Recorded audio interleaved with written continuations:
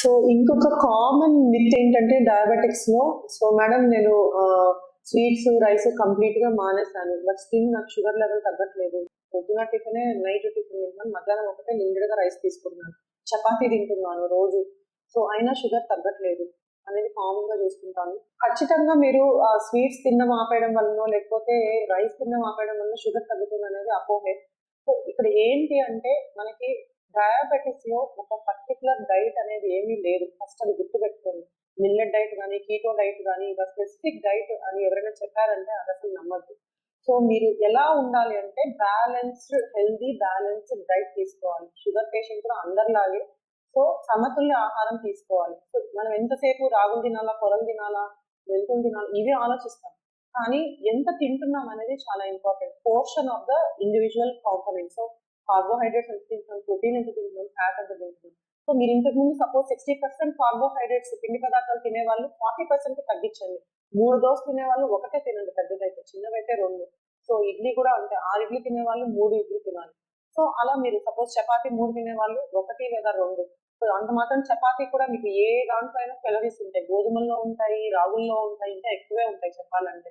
So rice ఆపేసి చపాతీ తినడం వల్ల షుగర్ అయితే తగ్గదు. మనం ఎలా తీసుకోవాలి అంటే మీరు సరళమైన పిండి పదార్థాలు తగ్గించాలి. సో సింపుల్ కార్బోహైడ్రేట్స్ అంటాం. So like maida, polished rice, white bread, so ఇవన్నీ కూడా సింపుల్ కార్బోహైడ్రేట్స్. అంటే ఇది తినంగానే ఫుడ్ తీసుకున్నప్పుడు అది ఎంత త్వరగా జీర్ణమయ్యి మన గ్లూకోజ్ లెవెల్ ని పెంచుతుంది అనేదాన్ని గ్లైసెమిక్ ఇండెక్స్ అంటాం. సో కొన్ని ఫుడ్స్ కి ఈ గ్లైసెమిక్ ఇండెక్స్ అనేది చాలా ఎక్కువ ఉంటుంది, అంటే చాలా తొందరగా మీ గ్లూకోజ్ లెవెల్స్ ని చాలా పెంచుతుంది, తొందరగా జీర్ణమైతే. సో వాటిని సింపుల్ కార్బోహైడ్రేట్స్ అంటారు ఇందాక చెప్పినట్టు. సో అవన్నీ ఈ షుగరీ ఐటమ్స్ కానివ్వండి, బేకరీ ప్రోడక్ట్స్, మైదా, సో రిఫైన్డ్ పాలిష్, ఎక్కువ పాలిష్ ఉన్న రైస్ కానీ, వైట్ బ్రెడ్ కానీ, బన్స్, వీటన్నిటిలో గ్లైసెమిక్ ఇండెక్స్ చాలా ఎక్కువ ఉంటుంది. సో మనం అవి అవాయిడ్ చేయాలి, స్వీట్స్ ఇవన్నీ.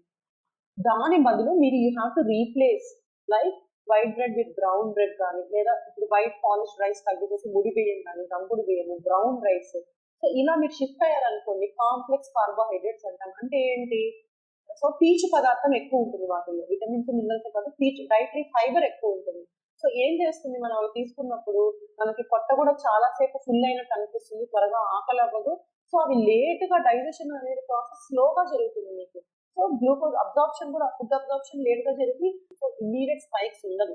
సో ఏదైనా కూడా మనము ఫైబర్ ఎక్కువ ఉండి మనకి డైజెషన్ అంత త్వరగా అవ్వకుండా ఉండే పిండి పదార్థం మనం తీసుకుంటే సో అప్పుడు మనకి షుగర్ లెవెల్స్ ఎక్కువ పెరిగే ఛాన్స్ తక్కువ ఉంటుంది. సో చాలా మంది ఇప్పుడు నాకు నేను రోజు పొద్దున్న టిఫిన్ తినను మేడం, రాగి జావ తాగుతాను, అంబలి తాగుతాను, లేదా నానబెట్టిన మెంతులు తింటాను, దాల్చిన చెక్క పౌడర్ తీసుకుంటున్నాను, కాకరకాయ జ్యూస్, వేపాకు, సో ఇలా అంతా కూడా, లేదా హర్బల్ మెడిసిన్, నేటివ్ మెడిసిన్ వాడుతున్నాను, సో అయినా షుగర్ ఎక్కువ ఉంది అని చెప్తూ ఉంటారు. సో వీటి వల్ల మీకు మెంతులు, రాగులు, ఓట్స్ కానీ, మిల్లెట్స్ కానీ ఏదైనా కూడా మీరు తీసుకోవడం వల్ల ఉపయోగం అయితే ఏమీ ఉండదు. ఇంకా చెప్పాలంటే కొన్ని వీటిల్లో ఉండే మనకి కొన్ని ఆల్కలాయిడ్స్ కానీ, ఇంకొన్ని పదార్థాల వల్ల మనకి ఎక్కువ ప్రోటీన్ ఓవర్లోడ్ అవడం వల్ల లివర్, కిడ్నీస్ డ్యామేజ్ అయ్యే అవకాశం కూడా ఉంది ఫ్యూచర్ లో. సో ఏదైనా కూడా లిమిటెడ్ గా తీసుకోవాలి. అండ్ అండ్ జావల గురించి చెప్పాలంటే అంబలి కానీ, రాగి జావ కానీ షుగర్ పేషెంట్ తీసుకోకపోవడమే మంచిది. జ్యూసులు కూడా ఫ్రూట్స్ తినాలి, బట్ ఫ్రూట్ జ్యూసెస్ అవాయిడ్ చేయాలి. సో ఎందుకంటే మీరు ఏదైనా కూడా లిక్విడ్ టైప్, అంటే ఆ జ్యూసీ టైప్ ద్రవ పదార్థం లాగా మీరు తీసుకున్నప్పుడు ఇందాక నేను చెప్పినట్టు అది వెంటనే మీకు డైజెషన్ అయిపోతుంది. సో అది చాలా ఫాస్ట్ గా అయిపోయి షుగర్స్ అంతకంటే ఫాస్ట్ గా పెరుగుతాయి. సో గ్లైసెమిక్ ఇండెక్స్ చాలా ఎక్కువ ఉంటుంది. రాగి జావ తాగాక షుగర్ చెక్ చేసుకోండి, మీకే తెలుస్తుంది. సో అదే మీరు రాగి పిండితో దోశ కానీ, లేదా రాగి సంగటి చిన్న ముద్ద కానీ, రాగితో రొట్టెలాగా కానీ మీరు చేసుకున్నట్టయితే షుగర్ అంత పెరగదన్నమాట. సో మీరు ఎప్పుడు కూడా లిక్విడ్ టైప్ ఫుడ్ కంటే కూడా solid, so like direct fruits కానీ, రొట్టె కానీ, ఇట్లా మీరు మిల్లెట్ దోశ ఇడ్లీ తినొచ్చు. అంతేగాని మిల్లెట్ జావ లాగా తీసుకోవద్దండి. రాగి జావ, మిల్లెట్స్ తో జావ, కొరల జావ, ఇది హాఫ్ ప్లేట్ మెథడ్ అంటాము. ఒక 50%, 40 to 50% పిండి పదార్థం ఉండాలి, మిగతా 50% ఫ్రూట్స్, సో లెగ్యూమ్స్ కానీ, వెజిటబుల్స్ కానీ, అన్ని కూరగాయలు, ఆకుకూరలు, పండ్లు మీరు తీసుకోవచ్చు. రోజుకి 4-5 సార్లు చొప్పున తీసుకోవచ్చు మీరు పండ్లు. సో చాలా మంది నాకు షుగర్ ఉంది, నేను ఫ్రూట్స్ తినట్లేదు, సో హ్యాపీగా ఫ్రూట్స్ తీసుకోవచ్చు షుగర్ పేషెంట్స్. ఎందుకంటే మీకు ఫ్రూట్స్ లో ఫైబర్ ఉంటుంది, సో ఆల్సో చాలా పోషకాహారాలు ఉంటాయి, విటమిన్స్ అండ్ మినరల్స్. సో మీరు విరివిగా తీసుకునే పండ్లు ఏంటి అంటే మనం తీసుకోవచ్చిన పండ్లు హాఫ్ యాపిల్, జామకాయ, బొప్పాయికాయ, సో పాలు భాగం పుచ్చకాయ, దానిమ్మ పాలు భాగం, సో పుచ్చకాయ ముక్కలు 4, సో మరీ ఎక్కువ తీసుకోకూడదు, గ్లైసెమిక్ ఇండెక్స్ ఎక్కువ ఉంటుంది. సో ఇది మీరు విరివిగా తీసుకోవచ్చు. అది మార్నింగ్ స్నాక్ తినొచ్చు, మళ్ళీ ఈవినింగ్ స్నాక్ తినొచ్చు. అండ్ అసలు తినకూడనివి అరటిపండు, సీతాఫలము, మామిడి పండు, సపోటా, సో పచ్చ ద్రాక్ష, ఇవి అసలు తినకూడని పండు. సో చాలా మంది బంగ్లా అరటిపండు తినొచ్చు అంటారు, బట్ తినకూడదు, ఏదైనా షుగర్ ని పెంచుతుంది. ఇంకొక కామన్ మిస్కన్సెప్షన్, నేను కాఫీ టీలో పంచదార వేసుకోవట్లేదు మేడం, షుగర్ ఎక్కువ అవుతుంది అంటే నేను బెల్లం తీసుకున్నాను, తాటి బెల్లం అని, సో లేక తేనె వేసుకుంటున్నాను వాటర్ లో మార్నింగ్. షుగర్ వల్ల మీకు చక్కెర వల్ల షుగర్ ఎంత పెరుగుతుందో బెల్లం వల్ల తేనె వల్ల కూడా అంతే పెరుగుతుంది. సో అవేవి వాడొద్దండి. అంతగా మనకి ఏది లేకుండా తీసుకునేది చాలా బెటర్. ఒకవేళ మీరు అంతగా తాగలేము అంటే మీకు 0 calorie ఆర్టిఫిషియల్ ఈ టాబ్లెట్స్ ఉన్నాయి. సో సో అవి మీరు షుగర్ ఫ్రీ టాబ్లెట్స్ తీసుకోవచ్చు. స్టివియా అని దొరుకుతుంది. రోజుకి అంటే మీరు ఒక టైం కాఫీ అంటే ఒకటే వేసుకోవాలి. సో వాటి వల్ల అంత సైడ్ ఎఫెక్ట్స్ ఉన్నట్టు మనకి ఇంతవరకు నిర్ధారణ అయితే అవ్వలేదు. సో ప్రోటీన్స్ తర్వాత 20-30% మీరు ఇంతకుముందు 10-15% తినేవాళ్ళు 20%, 20-25% ప్రోటీన్స్ ఇంక్రీజ్ చేసుకోండి. సో రోజు ఇప్పుడు అన్నంలో మీరు 2 బాయిల్డ్ వైట్ ఎగ్స్ తీసుకోవచ్చు, ఫిష్ తీసుకోవచ్చు, లీన్ మీట్ తీసుకోవచ్చు.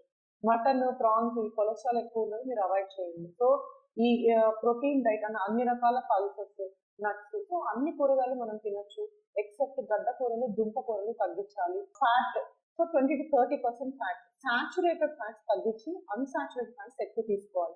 ఏదైనా కూడా డీప్ ఫ్రై ఐటమ్స్ తగ్గించాలి.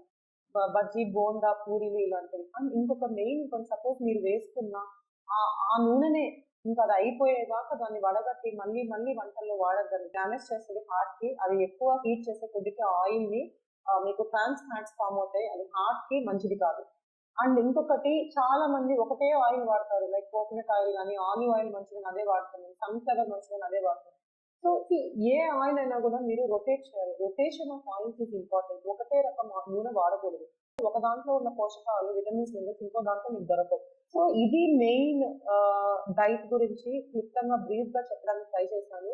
సో ఎప్పుడు కూడా మనకి ప్లేట్ లో అన్నం తక్కువ ఉండాలి, మిగతా ప్రోటీన్స్, ఫ్రూట్స్, సో మధ్య మధ్యలో కీరదోసకాయ ముక్కలు, స్ప్రౌట్స్, పెసలు, గుగ్గుళ్ళు, అలసందలు ఇలా స్నాక్స్ తీసుకోండి. ఇందాక నేను చెప్పిన ఫ్రూట్స్, నట్స్ లో కూడా 4-5 వరకే నానబెట్టిన బాదం పప్పు, ఒక వాల్నట్ ఇలా తీసుకోవాలి. జీడిపప్పు ఇలాంటివి, ఎండు ద్రాక్ష ఇలాంటివి అవాయిడ్ చేయాలి. సో ఇలా ఎప్పుడైతే మనం ఒక ఒక సమతుల్య ఆహారం తీసుకుంటామో, ఎక్కువగా మనము కాంప్లెక్స్ కార్బోహైడ్రేట్స్, పీచు పదార్థం ఎక్కువగా ఉన్నది తీసుకొని ఖచ్చితంగా మీకు షుగర్స్ అనేది కంట్రోల్లో వస్తుంది. 40% డైట్ అండ్ ఎక్సర్సైజ్ మీద డిపెండ్ అవుతుంది. అదర్ 50-60% మందుల వల్ల ఉంటుంది.